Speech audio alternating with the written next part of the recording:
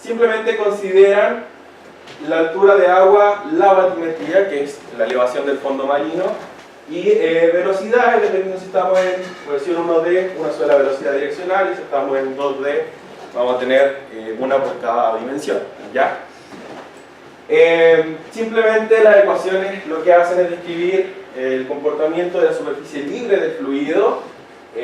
No se preocupa por presiones o velocidades intermedias a la altura, como si lo hace por ejemplo las de Navier-Stokes. En realidad estas ecuaciones son una aproximación mediante integración vertical de las ecuaciones de Navier-Stokes, entonces simplemente tenemos una versión 2D de la Navier-Stokes, que son 3D en realidad. La primera ecuación en ambos casos, esta es la versión 1D, esta es la versión 2D, no hay diferencia con eso. Es la conservación de masa del sistema, y mientras que las demás, ya sea una o dos en el caso 2D, por dimensión, son la conservación de momentum en una determinada dimensión. ¿Ok? Mucho más que eso no es necesario, simplemente recordar que tenemos la altura de agua, batimetría y dos velocidades. Son todas las variables en juego. Y el método de Lattice-Boltzmann, que es un método para la resolución de ecuaciones diferenciales parciales, que surgió para atacar problemas de mecánica de fluido, pero en realidad ya está diversificado a muchos otros tipos de problemas. Se encarga simplemente de, en una grilla o malla equiespaciada, regular, en cada nodo aproximar, digamos que tenemos colecciones de partículas en ese nodo, y la cantidad de partículas nos indica la densidad. Para este tipo de problemas sería la altura de agua que hay en ese nodo, y solo podemos tener interacciones entre nodos vecinos, ¿ya? Es decir, tenemos partículas que se van a mover de un nodo a otro, pero esos nodos tienen que ser contiguos en cualquiera de las 8 direcciones. Entonces tenemos 9 velocidades, las 8 velocidades de movimiento, digamos, que le permiten a una partícula llegar de un nodo a otro, y la velocidad nula, que es la que toman las partículas que se quedan en ese nodo. ¿Ok? Eso también puede pasar. La cantidad de partículas que se mueven en una determinada dirección está dada por la función de distribución, que es esta f que está aquí en la PPT. Disculpen que no use el láser, pero soy daltónico y no lo veo, entonces por eso yo muevo mucho las manos en las presentaciones. No me quiero arriesgar a apuntar algo que no estoy seguro de lo que estoy apuntando. Bueno, como les estaba diciendo, la función de distribución puede verse como un histograma, que es la frecuencia o la cantidad de partículas, la proporción de partículas que se van a mover en una de las determinadas direcciones. Entonces tenemos 9 componentes. Por ejemplo, la componente alfa 0 es la cantidad de partículas que se quedan en el nodo, la componente 1 es la cantidad de partículas que se mueven al nodo a la derecha, y así sucesivamente para las 9 direcciones posibles. ¿Ok? Como les había adelantado antes, la sumatoria de toda esta cantidad de partículas es la cantidad de partículas totales del nodo, y es lo que nos define la altura de agua que hay en ese nodo, y el flujo, a partir del cual podemos tener las velocidades, que pasamos la altura dividiendo, es simplemente esta misma función de distribución, pero escalada por estos vectores de velocidades discretas, que son simplemente la velocidad que nos permite mover desde un nodo a otro una cierta cantidad de partículas. Estos vectores son 1, 0, 1, 1 y sucesivamente, escalados por la distancia dividida en el time step o el delta t del método. ¿Ok? Más que nada eso, mucho que decir sobre el método no, pero lo importante es cómo evoluciona este método. Ya explicamos el esquema, pero cómo evoluciona, esto es lo mismo que esto, pero sería bueno que viéramos la figura, es más importante, la figura es la mera formalidad de la fórmula. Tenemos partículas inicialmente en un determinado tiempo, distribuidas de cierta forma en los nodos, ¿cierto? Pretendiendo moverse en una dirección determinada, y cuando estas partículas interaccionan dentro del mismo nodo puede producirse lo que se llama una colisión, que es simplemente un reajuste de su dirección, y esto se hace mediante este término de acá arriba, que está ahí incluida una función de equilibrio y un tiempo de rotación tau, es algo intrínseco del método simplemente, pero el efecto que podemos observar es que las partículas cambian su dirección de movimiento. Podríamos decir que chocan, colisionan, y por eso se producen estos reajustes, y después de estos reajustes se produce la etapa de streaming. ¿Qué es el streaming? Simplemente la propagación de las partículas se mueven en la dirección que pretenden moverse. Y esto se hace en un paso del tiempo, un delta t, o en el método como se llama, un time step. ¿Okay? Luego de esta evolución en un tiempo se necesitan recalcular las variables macroscópicas, es decir, ahora tenemos una nueva distribución, así que va a haber otra altura de agua para cada nodo, otra velocidad en cada nodo. Se recalculan y volvemos a hacer los pasos iterativamente. Hasta este momento no hay ninguna duda de cómo funciona el método. ¿Quién sabe? Bien, entonces lo último que falta ver aquí son las condiciones de borde, que es algo en que nos hemos centrado bastante en nuestro trabajo. Las condiciones de borde dentro de este método simplemente consisten en encontrar las partículas, las componentes incógnitas de los nodos de borde. ¿A qué me refiero yo con esto? Después de streaming, los nodos vecinos a un nodo de borde le van a pasar sus partículas, ¿cierto? De cierta forma podríamos decirlo localmente, vamos para pasar las partículas, pero no tiene nodos vecinos en una determinada dirección, para el otro lado del borde, ¿cierto? Entonces estas componentes de este nodo van a estar totalmente incógnitas después del paso de streaming, y esas son las que debemos encontrar para aplicar cualquier tipo de condición de borde en este método, ¿ya? Las que nosotros utilizamos, ya que estamos trabajando en un dominio de océano abierto, en el borde del océano, digamos, donde debería continuar el océano, utilizamos condiciones de borde abierto, cosa de simular la propagación normal que podría surgir si es que este nodo estuviera en medio del dominio, pero en el fin del dominio computacional deberíamos simular que sigue habiendo dominio cuando en realidad no lo hay, así que estas son el tipo de condiciones que se usan.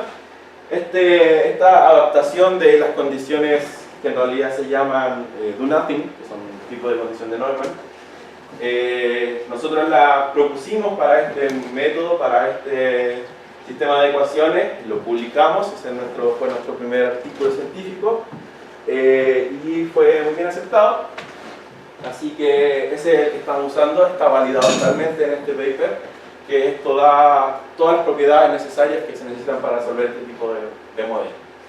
Y ya que dijimos que no teníamos inundación, necesitamos hacer algo distinto en la costa, y nosotros estamos asumiendo una costa muy alta, simplemente estamos asumiendo que hay un muro en la costa, así que estamos usando condiciones de Ponsbach, que se llaman aquí, que son de muro, en donde lo único que hacemos es rebotar las componentes, es decir, si llegó aquí una 5, se refleja y va a salir una 5 hacia allá. ¿Okay? Eso lo que hace es simplemente setear una velocidad normal al borde C, nula. 5 se refleja pero la velocidad con que incide ahí, ¿cuál es? ¿El 5 o el 8? No, desde este nodo, del de abajo, llega a la 5, se refleja en la misma dirección, se la devuelve al mismo nodo. ¿Sabe que la reflexión si es óptica de ahí? Sí, esas son. Lo que pasa es que el Ponsbach tiene dos variantes, una que se llama sleep, que permite que haya velocidad tangencial también, entonces sí se reflejaría hacia allá, como dice usted, pero esta es la versión no sleep, o sea, no estamos permitiendo que haya deslizamiento tangencial tampoco en el borde. ¿Ok? Es simplemente otra forma de hacerlo, podríamos intentarlo, pero por el momento hemos trabajado con él. También están totalmente Las validadas. partículas son bolitas, por ejemplo, si pegan en una zona fija, va a rebotar en una dirección que va a... Claro, reflejada. A pesar de que no hay slip. Sí.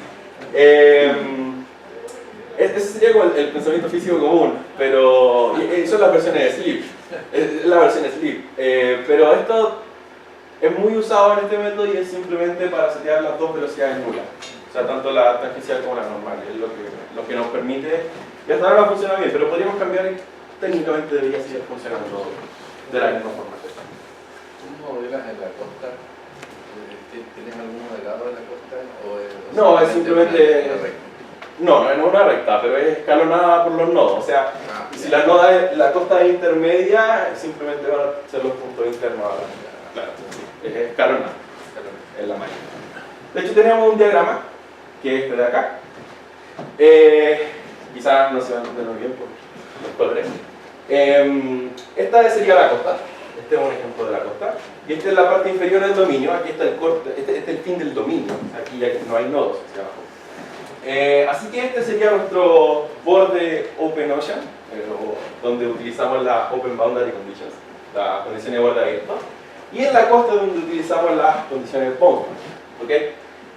Dentro del océano, digamos hacia el lado de allá, simplemente hay todos los nodos y todos sus componentes hacen streaming común y corriente, porque simplemente necesitan, no hay ningún tipo de condición de borde, ya que no es un borde, eso es prácticamente es. Ahora, estos nodos, y obviamente acá habrán más, que son los que no tienen fluido, digamos, aquí es un nodo totalmente seco, no se consideran simplemente para el cálculo porque no aportan en nada, digamos, las componentes que vienen hacia ese nodo, en el nodo vecino, van a rebotar, así que no necesitamos nada de este nodo que se va reflejado en sus vecinos.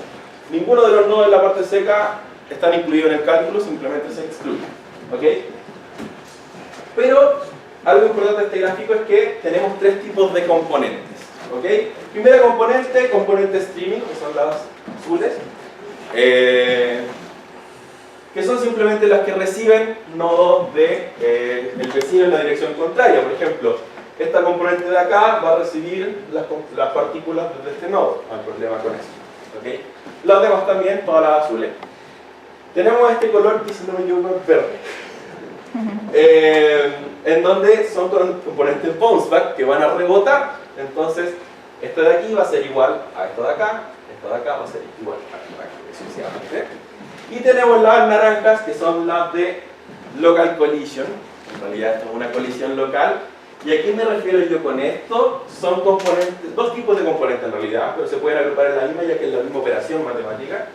Y aquí están las componentes que hacen Open Boundary, y eso es simplemente por la definición que nosotros le dimos al modelo de condiciones de borde abierto, que es equivalente a simplemente hacer la colisión en el nodo y dejarla ahí.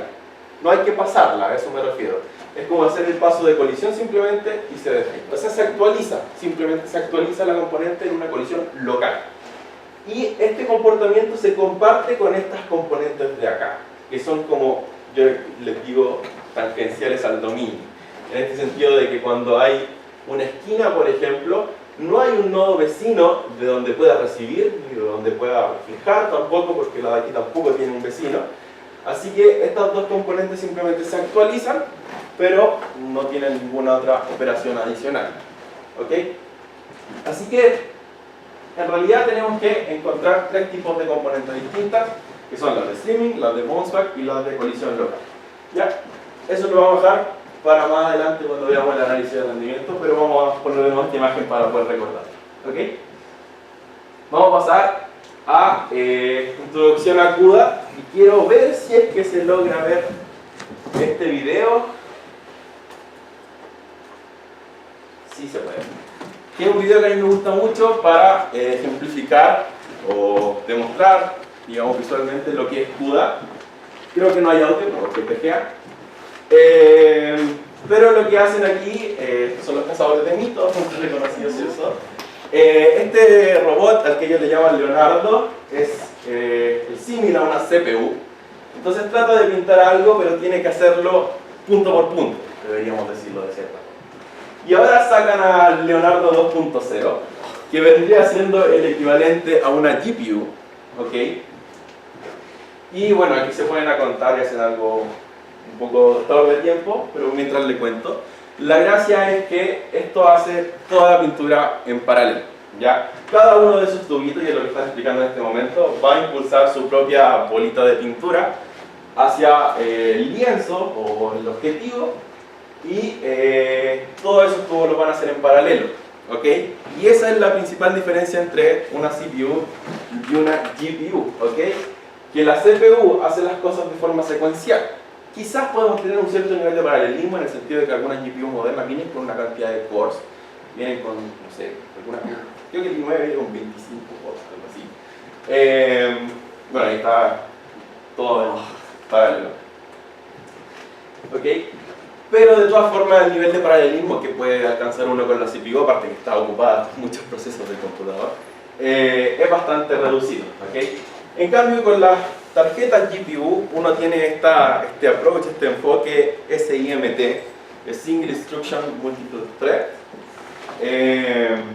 que lo que hace es tener, mediante una muy mayor cantidad de núcleos de procesamiento, poder hacer cosas en paralelo a una escala mucho mayor. Entonces, ¿no? Bueno, quisiera analizar un poco cómo ha sido la evolución, pero esto va a ser bastante breve, de las tarjetas a lo largo del tiempo. Ahora estamos en el 2018, de hecho ya hay una más, pero no se han hecho estudios, en el gráfico. Ya está la generación Turing en las tarjetas de NVIDIA. Estamos hablando solo de NVIDIA porque como estamos usando CUDA no podemos hacer guiños a AMD en otra marca. Pero se ve que en cuanto a la cantidad de operaciones de puntos flotantes por segundo ha aumentado de forma exponencial, y lo mismo ocurre con las tecnologías de pasos de memoria. ¿Okay?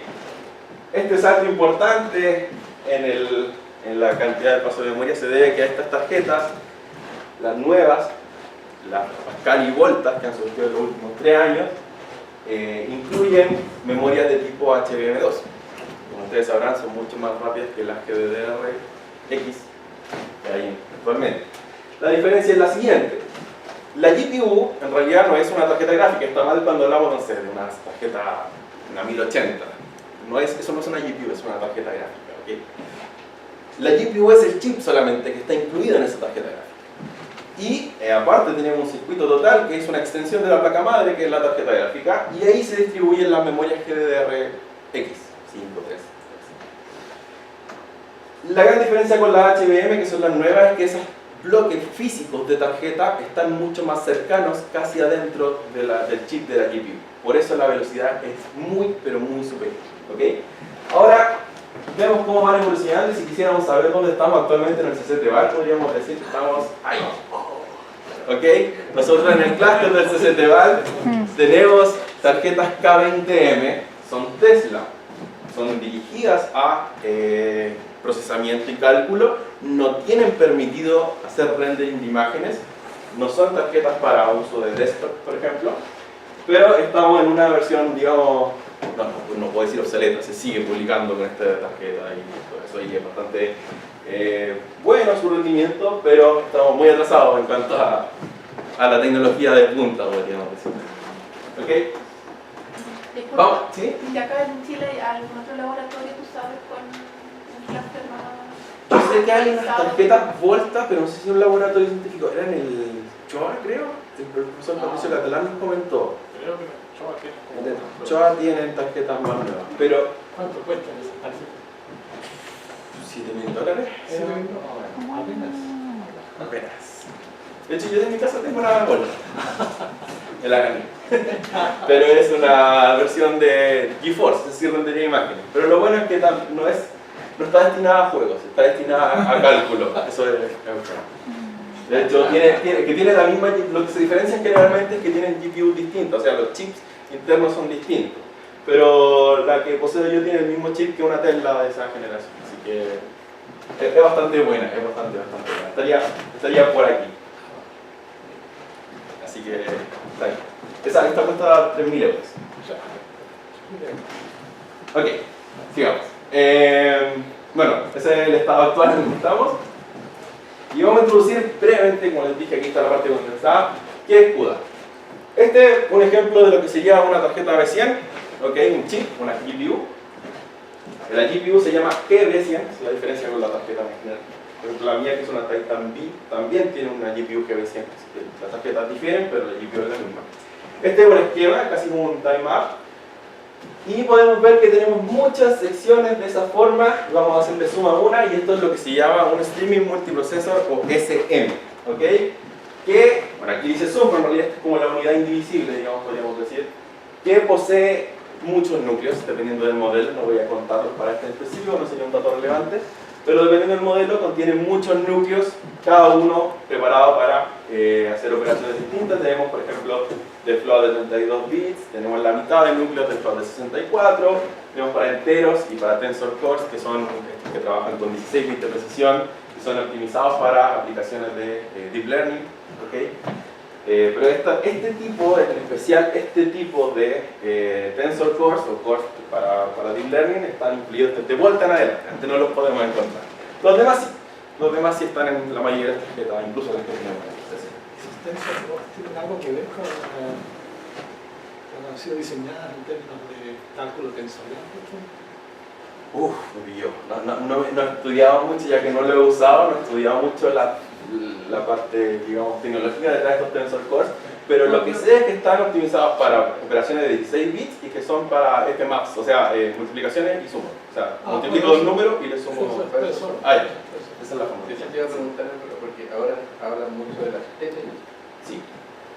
Porque las TPU se supone que deberán tener esos Tensor Core potenciados y han ido reemplazando la arquitectura. ¿Tú has visto cómo se comparan con la GB100? Se supone que son las GPU más. No he visto ese estudio, la verdad, no he visto ese estudio. La verdad, usted sabe, yo soy más de la parte de simulación numérica, entonces me alejo un poco del deep learning. Entonces, claro, si estuviera un no sé cómo podría ser, pero le podría buscar el estudio y se lo reporto, no hay problema. Deben haber comparaciones, pero claro, ahora cada vez están saliendo más tecnologías enfocadas al deep learning, cosas así. Sí, va a ser una parte de estudio bastante importante. Bueno, esta es la distribución física de la GPU. Vamos a tener que en un SM vamos a asignar una cierta cantidad de trabajo lógico que vamos a dividir a continuación en la siguiente diapositiva. Así que es importante entender lo que es un SM, podríamos verlo como una unidad indivisible de la tarjeta.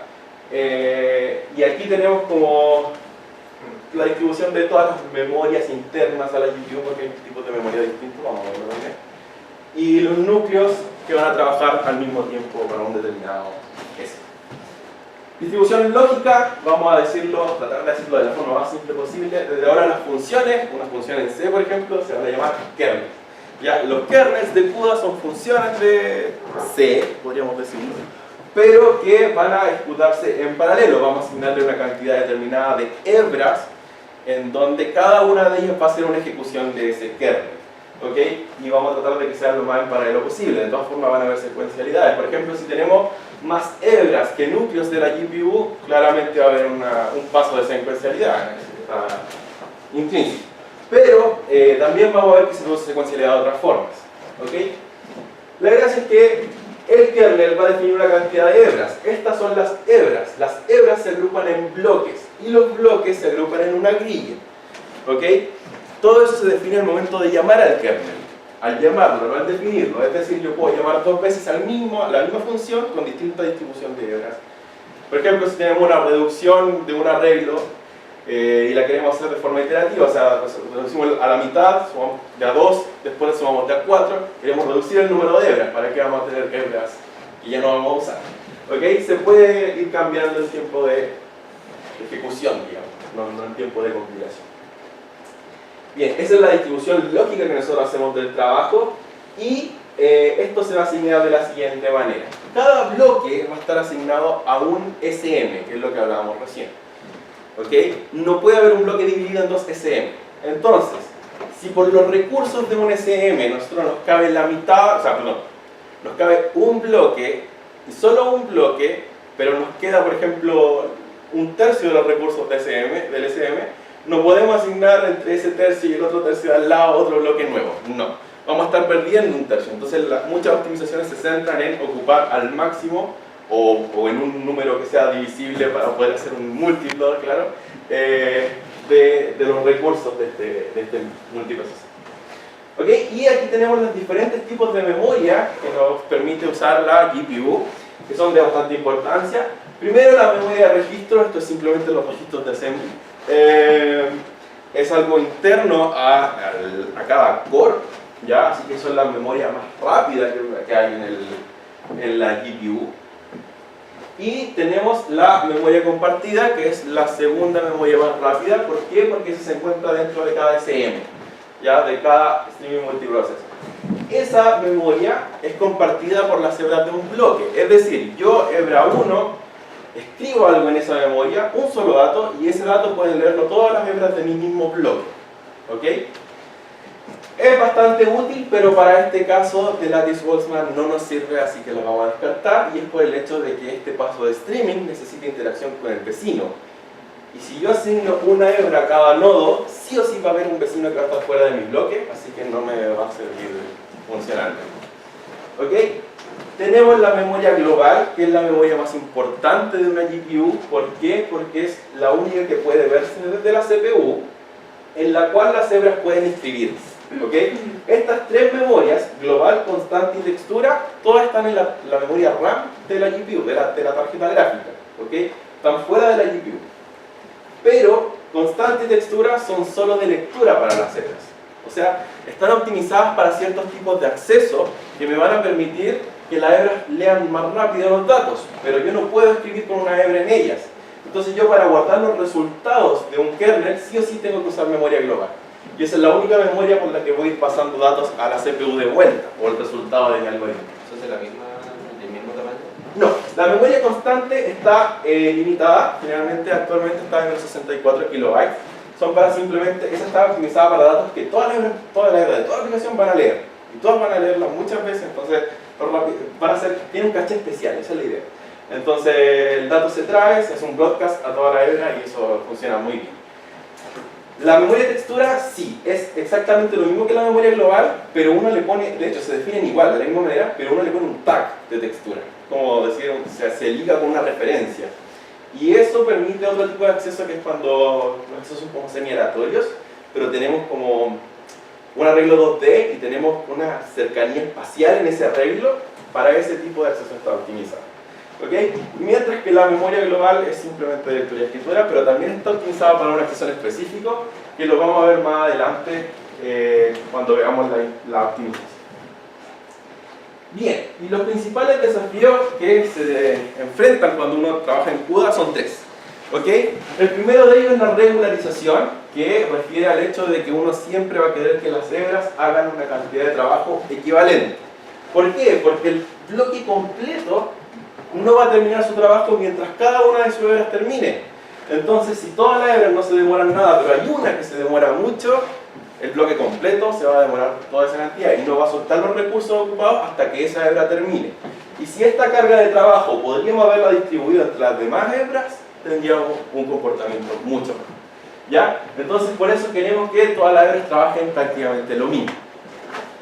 Este problema en particular, para el caso de Lattice-Boltzmann, está bastante resuelto simplemente por el esquema del método, y es que cada hebra tiene que hacer exactamente lo mismo. A lo más, las condiciones de borde, hay un condicional ahí en donde una rebota, la otra recibe, pero eso es una línea de código, así que la carga de trabajo no es muy dispar entre hebras del mismo orden. Bien, otro problema es el uso de bandwidth, ¿ya? Y esto hace referencia al hecho de que la capacidad de cómputo es muy superior a las latencias de las lecturas de memoria. O sea, yo quisiera tener algo de este estilo, o sea, que me llegaran datos y yo tuviera para procesar todo el tiempo. Pero en una GPU lo que se tiene es esto. Yo estoy procesando mucho más rápido de lo que me llega a los datos. Entonces las hebras generalmente se quedan esperando. ¿Ok? Ese problema es prácticamente el más importante para la mayoría de las aplicaciones, y es por algo que es algo físico de la tarjeta, está hecho de esa manera. Podríamos decir que una multiplicación en una GPU, una multiplicación de enteros, por ejemplo, toma entre 4 y 20 ciclos aproximadamente, mediante que un acceso a memoria global toma entre 400 y 1400. Entonces, se puede ver la diferencia abismal que hay en eso. Y vamos a ver formas de lidiar con esto cuando veamos optimización. Y el último desafío es la serialización, ¿ok? Y esto hace referencia a cuando lamentablemente las hebras van a tener que correr de forma secuencial, no hay forma de hacerlo en paralelo. Por ejemplo, todas las hebras necesitan sumar un número al mismo elemento de un arreglo. Si dos hebras que trabajan de forma simultánea leen el mismo dato al mismo tiempo, le suman internamente y lo escriben, hay una condición de carga, ¿okay? Va a ganar la última que escribió nomás, y el otro valor que le sumaban se va a perder, ¿okay? Entonces ese tipo de operaciones se hace con algo especial en CUDA que se llama operación atómica, por ejemplo, que permite bloquear el dato hasta que la hebra que entró lo desocupe, y eso hace serialización. Lo mismo pasa, por ejemplo, con un condicional, un if. Ya tenemos muchas hebras, y tenemos un condicional, un if-else. Digamos que la mitad de las hebras entra al if, la segunda mitad de la hebra entra al else. Primero van a trabajar las hebras que entran al if, y las del else van a tener que esperar a que esas terminen. No se puede hacer de forma paralela, ¿ok? Entonces tenemos varias formas de enfrentar la serialización y vamos a ver. Entonces pasemos a ver la implementación base del algoritmo. Esta implementación base es simplemente como lo que uno intuitivamente programaría y es como pasar simplemente de la versión secuencial a una versión paralela. Y vamos a ver qué es cada uno de los pasos, pero muy brevemente. Primero, fijar la condición inicial. Esto se hace en CPU, quizás para hacer la lectura de un archivo que traiga los datos iniciales de la altura de agua, de las velocidades. Vamos a perder la dependencia del tiempo porque eso va a estar dado por la iteración en que se esté dando, ¿ok? Y vamos a calcular los valores iniciales de la función de equilibrio del término fuente.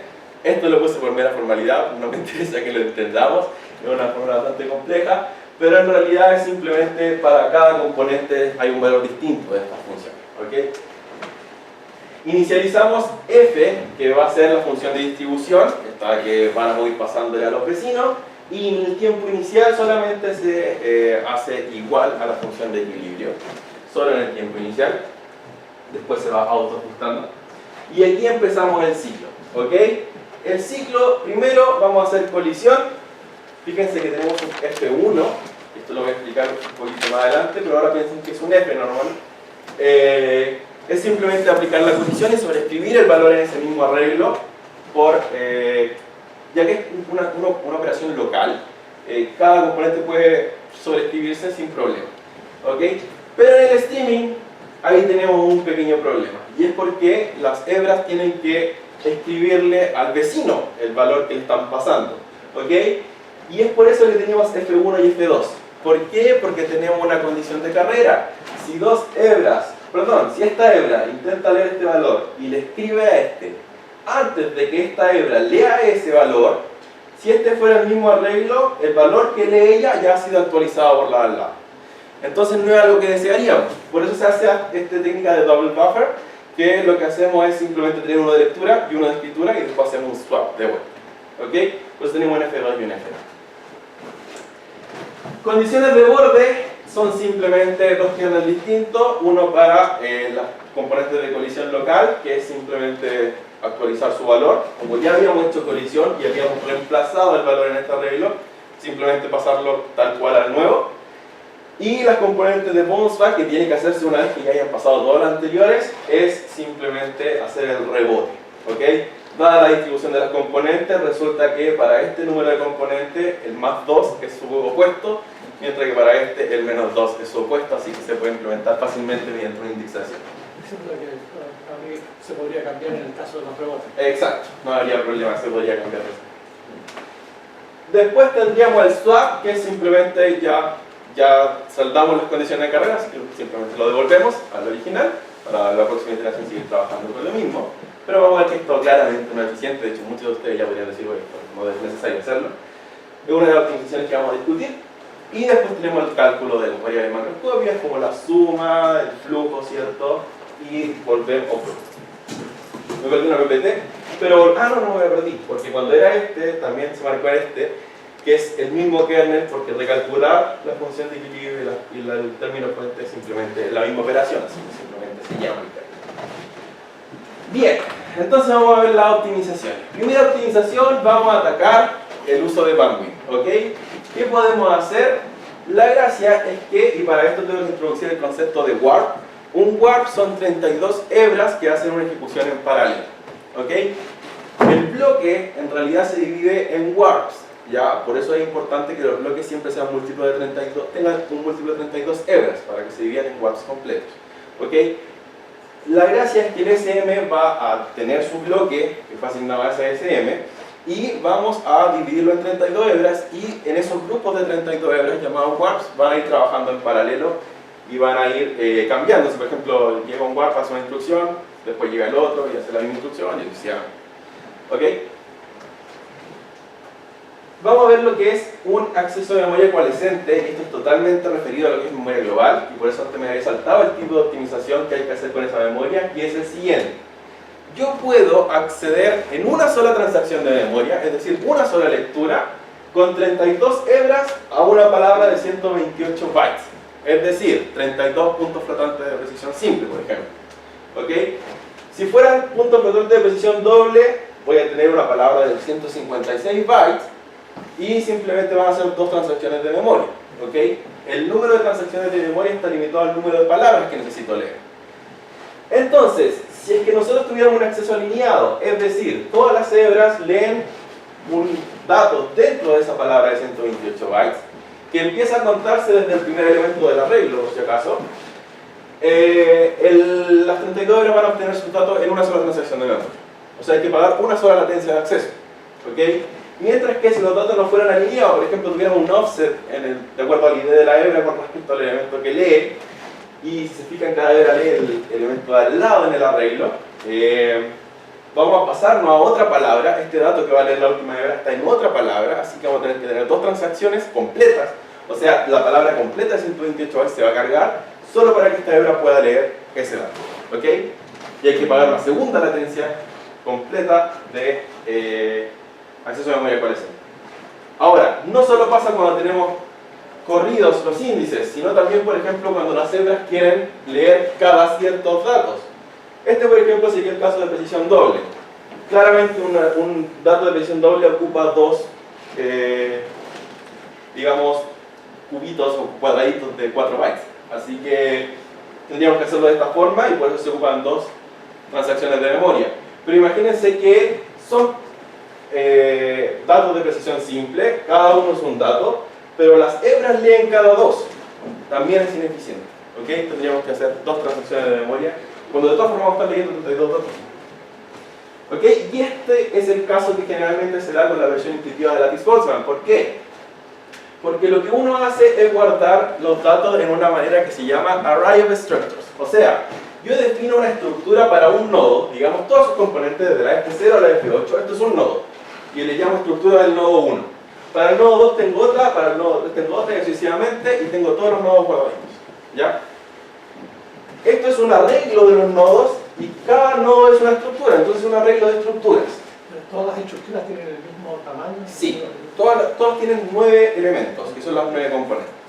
El problema es que todas las hebras van a intentar leer la misma componente al mismo tiempo. Entonces, cuando las hebras lean la 0, la 0, la 0, todas las ceros, van a estar desfasadas por 9 elementos en el arreglo, lo que va a necesitar 9 transacciones de memoria, lo cual no es para nada eficiente. Y por eso en Lattice-Boltzmann se hace lo que se llama Structure of Arrays. O sea, yo guardo todas las componentes ceros en un arreglo, que van a ser todas las componentes ceros de todos los nodos. Después guardo todas las componentes 1 de todos los nodos, y así sucesivamente. Y esto me permite que las hebras sean a direcciones de memoria consecutivas. ¿Ok? Haciendo esto se crea un speedup de 1.3. ¿Ok? O sea, el código es 1.3 veces más rápido. Igual es bastante importante. Primera optimización. Segunda optimización, el swap. Esto es, ya no sé si llamarlo optimización o simplemente una buena práctica de programación solamente. ¿Por qué? Porque antes lo que hacíamos esto, escribíamos un arreglo de escritura distinto, un buffer, otro buffer, y después los dábamos vuelta.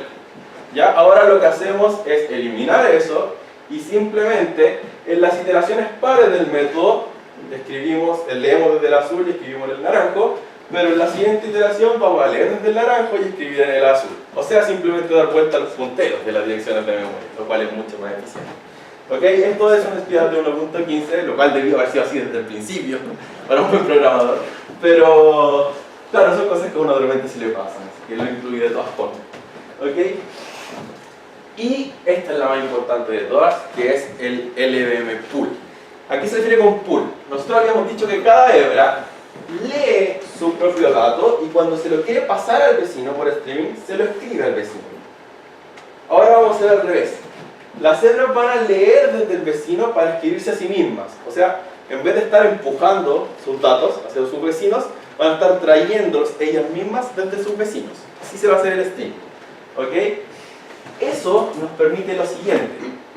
Antes teníamos este algoritmo, que eran 7 kernels y una copia de memoria que es swap, pero eso lo podíamos eliminar de nuestras cabezas. ¿Ok? Y ahora vamos a tener un solo kernel. ¿Por qué? Veamos qué estaba pasando.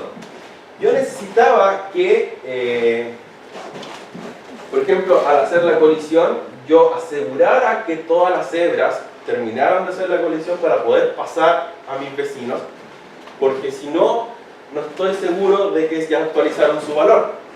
Y no podía hacerlo de esa manera. ¿Ok? Entonces yo necesitaba leer desde memoria global el arreglo F, escribirlo, leerlo desde memoria global, escribirlo, leerlo desde memoria global, escribirlo, leerlo aquí no. Leerlo desde memoria global, calcular las variables macroscópicas y escribirla en memoria global.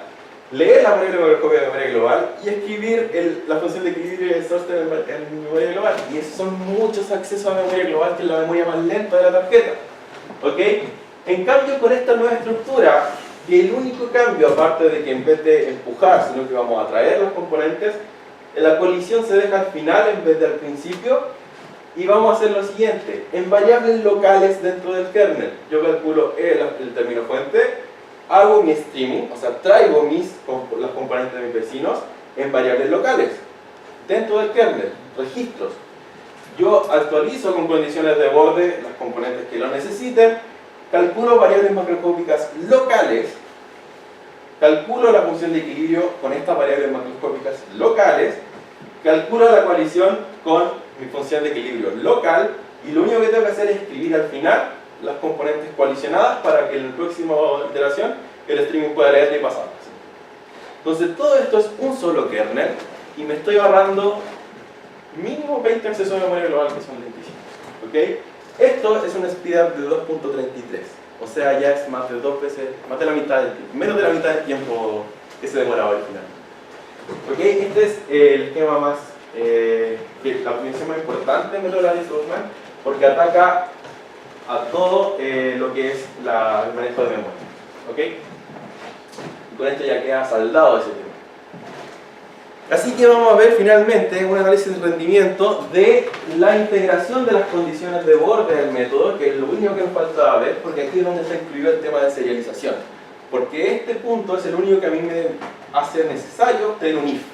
Yo necesito saber qué tengo que hacerle a cada componente. No puedo hacerle lo mismo a todas, ¿ya? Así que tengo que distinguir esa operación. Y ese es un tema que ataca directamente la serialización del algoritmo, y es bastante importante, y es lo que nos hemos centrado como grupo de investigación en el último tiempo en trabajo. ¿Ok? Entonces recordemos simplemente que tenemos tres clases de componentes a las cuales tenemos que hacerle una operación distinta. Eso es lo importante. Tenemos componentes de streaming que van a leer los datos del vecino, tenemos componentes de bounce back que van a rebotarse, y tenemos componentes de colisión local que van a actualizarse. Solo eso. ¿Ok? Entonces nosotros decidimos dividir el problema en dos. Primero, identificar la clase de una componente, antes de ver qué hay que hacerle. Primero veamos qué clase es. Una vez que tengamos la clase, vemos cómo hacemos el cambio requerido. ¿Ok? Entonces, nosotros definimos 4 tipos de métodos para identificar esta clase, y el primero es simplemente hacerlo de la manera normal, intuitiva, que sería dentro del kernel. Por ejemplo, calculo el índice del nodo, y si está en uno de los bordes, entonces los componentes tanto son de clase open bounded. Si estoy si tengo nodos vecinos secos, significa que estoy en el borde de la costa, entonces una de mis componentes, de acuerdo a la dirección en que tengo ese vecino seco, va a ser bounce back. Y así sucesivamente. O sea, el cálculo dentro de este kernel es muy superior. Tengo que hacer mucha computación para poder identificar qué clase son mis 9 componentes. ¿Ok? Entonces no hay valores precomputados, simplemente el kernel va a calcular todo. No se está usando memoria extra, no se está usando accesos extras, simplemente estamos calculando todo adentro. O sea, mucho cálculo, pero ningún problema de memoria. Esto en realidad es el típico trade-off entre uso de memoria y menos cómputo. ¿Ok? Otro método va a ser pasarle al kernel el tipo del nodo, aunque sea. Ya no tengo que ver si es que tengo un nodo seco al lado o no. Yo sé que soy un nodo del borde de la costa, yo sé que soy un nodo del mojado, sé que soy un nodo seco, y así. Tengo un valor binario que me indica qué tipo de nodo soy. Se necesita guardar un byte por nodo para tener este número. Un byte digo porque, bueno, ustedes saben que un entero son 4 bytes, pero esto se puede guardar como un valor 012 simplemente en un byte, que es la variable tipo mínimo que se puede usar en C, que es un signed char, por ejemplo, es un byte. Y se necesitan 9 accesos de memoria global extra. ¿Por qué? Porque si yo, por ejemplo, yo sé que estoy en la costa, pero no sé cuál de mis componentes es la que tiene al otro lado un nodo seco. Entonces igual tengo que leer el tipo de nodo de mi vecino para saber en qué dirección de mis componentes va a ser la que necesita Bones. ¿Ok? Tercer método, ya pasamos la clase de la componente, si es una componente de streaming, de Bonesback o de local collision, lo que habíamos visto en el esquema anterior. De nuevo va a ser un valor binario, 0, 1, 2, pero ahora va a ser para cada componente, ¿ya? La salvedad es que si bien yo tengo 9 direcciones posibles, yo sé que la 0 siempre va a ser lo mismo, porque obviamente a la 0 yo no le tengo que pasar nada, si es que estoy en un borde tampoco le pasa, no puede rebotar, la 0 siempre es una colisión local simplemente, se actualiza a sí mismo. Entonces yo solo necesito 8, las 8 restantes, y yo le paso cada tipo en 8 bytes distintos y se necesita leer los 8 tipos, así que serían 8 accesos distintos. Y finalmente, que fue a la que llegamos después de mucho trabajo, pero fue bastante satisfactorio tenerla, que es aprovechar lo siguiente simplemente. Tenemos 3 clases distintas, podemos hacer un mapeo desde 2 valores trinarios a cada una de las 3 clases, por ejemplo, 0, 0 es la clase 1, 0, 1 es la clase 2, 1, 0 es la clase 3, y estamos perdiendo el 1, 1, pero eso significa que este método incluso podría ser adaptable a cuando tenemos 4 clases de componentes. Pero simplemente lo estamos omitiendo en este caso porque lo necesitamos. Y la gracia es la siguiente, tenemos 8 componentes. Un byte tiene 8 bits. Los valores ahora son binarios. Y los bits son binarios. Entonces guardemos en cada byte los 8 valores binarios de un componente. ¿Ok? En cada bit de un byte van uno de los valores binarios necesarios. Entonces en 2 bytes tenemos los 2 valores binarios. ¿Ok? Necesitamos simplemente usar 2 bytes por cada nodo para las 8 componentes y 2 accesos de memoria para leer cada uno de estos bytes. La gracia es que estos dos no tienen nada de cálculos, es simplemente el if. O sea, yo ya sé la componente, no necesito calcularla, la clase de la componente, no necesito calcularla. Los otros dos sí. Este tiene mucho más que este tiene mucho más que estos dos. Estos dos no tienen nada de cálculo. ¿Ok? Obviamente cálculo extra, tienen que ser todos los demás del método. Bien, ese es el primer problema que intentamos atacar, y el segundo es el manejo de los condicionales. Una vez que ya sabemos cuál es la clase, ¿cómo decidimos qué hacerle a esa componente? Entonces probamos con 3 tipos de formas de implementar un condicional. Uno es un if, todos conocen un if. No sé si todos conocerán un operador ternario, que es simplemente la misma sentencia, pero escrita de una forma distinta. En realidad cuando hablo de lo mismo, en realidad es la misma idea, pero no es exactamente lo mismo a nivel del código generado en Assembler, ¿cierto? Y finalmente la multiplicación booleana, que es como simplemente hacer un despolador binario de Lagrange, como decía el profe, que es si es 1 vamos a tener ese valor, si es 0 vamos a tener el otro. ¿Ya? Simplemente estamos haciendo algo así. Es importante recalcar que cuando tenemos un booleano en una operación se mapea a 0 o 1 dependiendo del valor, así que no vamos a tener problema en ese sentido. Bien, entonces, resultados. En realidad tenemos muchos resultados, pero no quise, tenemos unas tablas gigantes con muchos números, pero quise resumirlo en una especie de este gráfico. Simplemente estoy poniendo el peor caso para doble precisión, el peor caso para precisión simple y los mejores casos para las precisiones. ¿Ok?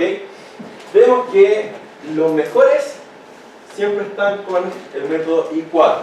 Eso quiere decir que son estos 2 valores binarios precalculados y se entiende perfectamente que sea el mejor, y es por el hecho que un balance es bastante bueno entre la cantidad de memoria utilizada, solo usaba 2 bytes, al contrario de los otros que usaban 8, y la cantidad de cálculo que es nula, extra necesaria, ¿ya? Así que el I4 es bastante bueno. Y si se fijan, la forma de manejar el condicional va cambiando. B1, B2, B1, B2. Mientras sea if o operador ternario, sigue siendo lo mejor. Mientras que en los peores siempre está B3, que es el multiplicador booleano. ¿Ok? Se entiende en este caso que sea así, y es por el hecho de que la mayoría de las componentes son de streaming. O sea, los nodos de borde son en cantidad muy inferiores a los nodos que están dentro del océano. ¿Ok? Entonces, ya que nosotros dijimos que el if, ¿cierto? Si es que las hebras entran al if, entonces las que van a entrar al if tienen que esperarlas. En este caso, para la mayoría de grupos de hebras, todos van a ser de streaming, así que solamente se va a hacer lo que está dentro del if. Y no tienen que esperar, las del else no van a entrar al else porque no hay hebras distintas. Solo para los casos en donde haya un grupo de hebras con hebras de borde y mojadas, ahí va a haber una especie de serialización, pero esos casos son muy pocos en comparación a los otros casos. Mientras que el operador booleano, la multiplicación booleana, y voy a volver, sí o sí tiene que hacer los dos accesos. No van a ser uno o el otro, no. Sí o sí tienen que hacer los dos accesos, y sí o sí tienen que multiplicar por una condición, que igual tienen que calcularla, de hecho tienen que calcular el otro valor, y eso. Ya. Se ve como que claramente fuera peor, pero el if es costoso. ¿Ok? Entonces, si todos los grupos de hebra hubieran tenido instrucciones por caminos separados, probablemente este hubiera sido mejor, porque no estamos pagando el precio del if, y tanto en el if como en este, sí o sí vamos a tener que hacer dos pasos secuenciales. ¿Ok?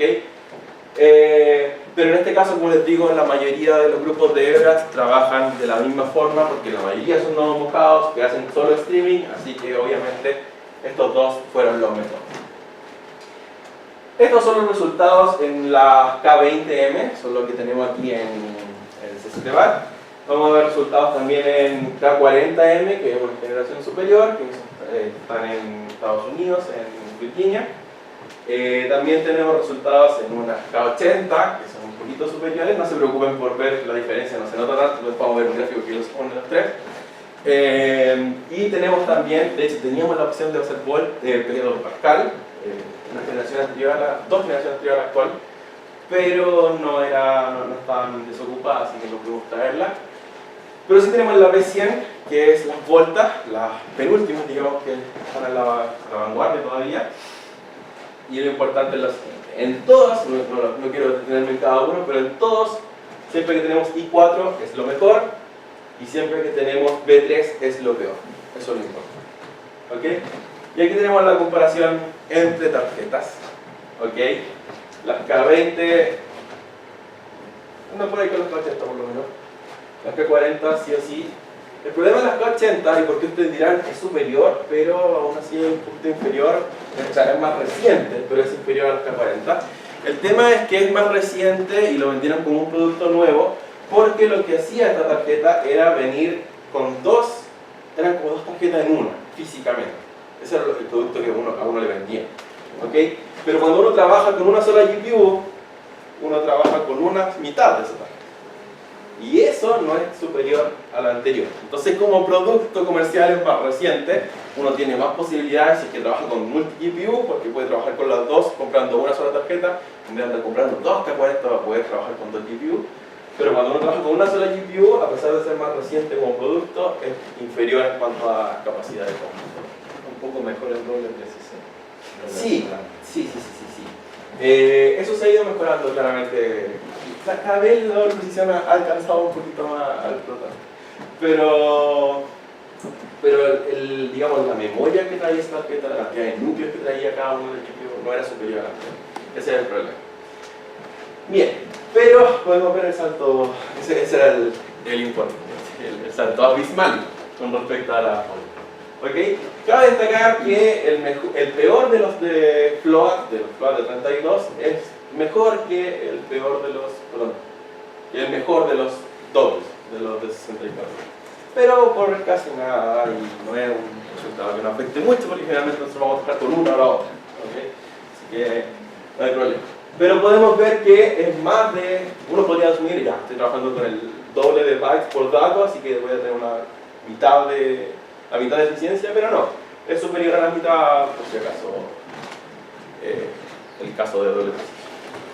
¿Y eso interpretado en tiempo? Porque no tiene operaciones. Sí, mFlux. Lo que pasa es que no había explicado eso, los mLoops, mLoops son millones de nodos, por decirlo, en realidad se llaman millions of lattice units per second. Es la cantidad de millones de nodos que han sido actualizados por segundo. ¿Ok? Si tuviéramos tiempo, claro, cambiaría el valor, pero el gráfico seguiría siendo el mismo. En realidad están escalados por el mismo factor todos, así que la distribución no sería exactamente la misma. ¿Ok? Pero sí, serían otros valores. Estamos hablando de por iteración.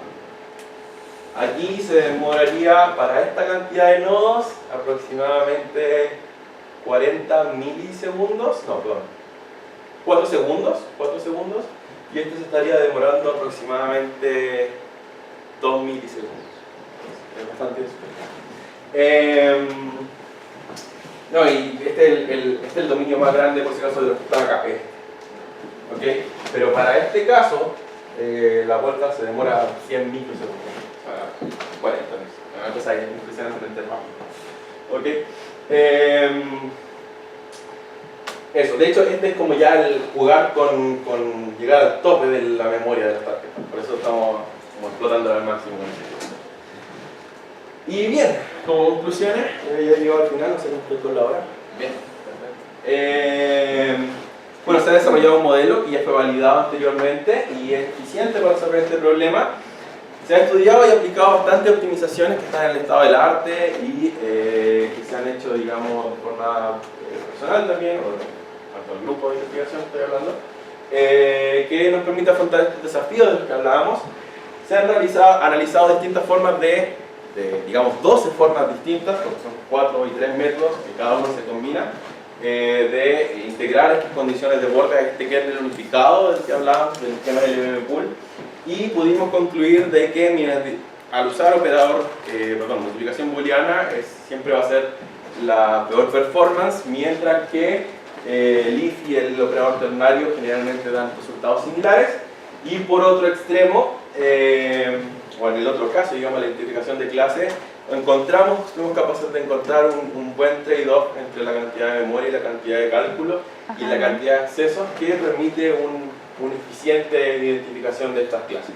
Y como trabajo futuro se pretende seguir optimizando, quizás tomar algunas otras variantes, quizás en algún momento incluir indentación, que lo venimos diciendo hace como 2 años como trabajo, hace como 3 años como trabajo futuro, pero no hemos llegado a eso aún.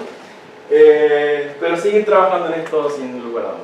Y eso sería mi charla. No sé si hay alguna pregunta posterior o alguna sugerencia al proyecto. Sí, aquí bueno, primero, la charla muy interesante. Gracias. Así que fue escuchado tantos datos antecedentes que se llamaba una asignatura de computadores. Todavía existía antes, no sé si existía todavía. Estructura de computadores.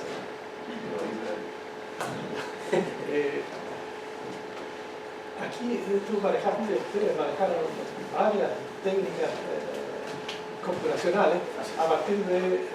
estaba todo puesto sobre la base de las ecuaciones de las shallow water equations de la modificación de Haber-Stokes. Si uno quisiera analizar otro fenómeno y quisiera sugerir 2 fenómenos interesantes. Uno es que cambiar el fluido, que no sea agua, que sea gases, gases en combustión. ¿Se puede con la shallow water? Ya que sí o sí sería como las ecuaciones son distintas, pero yo imagino que las técnicas computacionales que ustedes utilizaron para dominar este problema podrían aplicarse también en ese... Sí, las técnicas computacionales van más ligadas al método de Lattice-Boltzmann más que al sistema de ecuaciones. El sistema de ecuaciones lo que influye aquí es el tipo de condiciones de bordes que teníamos que manejar. Pero sí, muchas optimizaciones serían aplicables totalmente a otro proceso. También se podría aplicar a Boltzmann a desarrollo de ecuaciones. Así es. A ver, ¿por qué? Combustión, lo que es mirar de trastes, modelado, simulación de un cohete, la combustión en un motor de cohete. Y la segunda observación o sugerencia, que hay otros fenómenos también que son interesantes ahora, que tienen que ver con la fusión nuclear, modelación del plasma que está dentro del anillo como un toroide.